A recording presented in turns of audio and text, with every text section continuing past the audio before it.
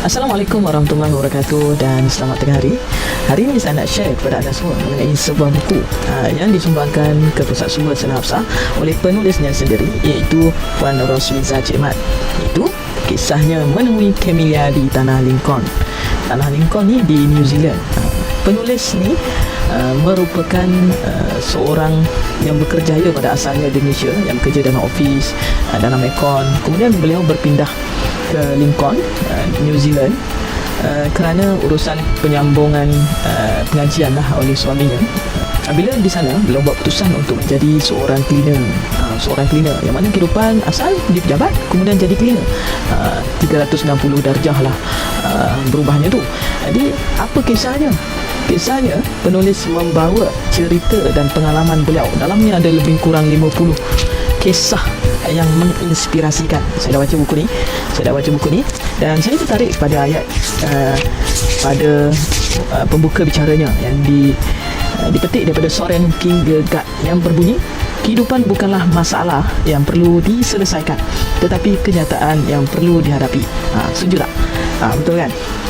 Setiap daripada kita, setiap manusia di dunia ini mempunyai masalah yang berbeza-beza, tetapi tak semua masalah boleh diselesaikan.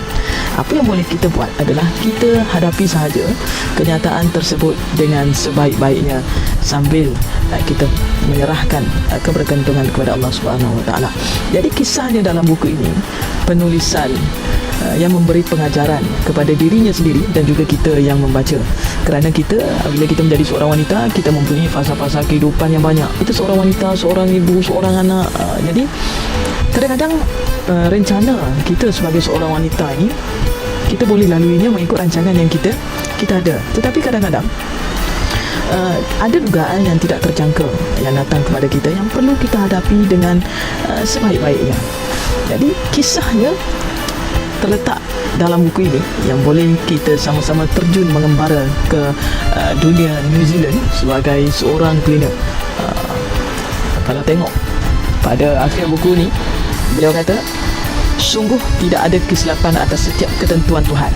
Tempoh 5 tahun bergelar sebagai makcik cleaner di pulau hujung benua ini adalah rantaian hikmah kehidupan yang menundukkan hati yang keras, iaitu hati saya lah, hati dia, seorang makcik cleaner.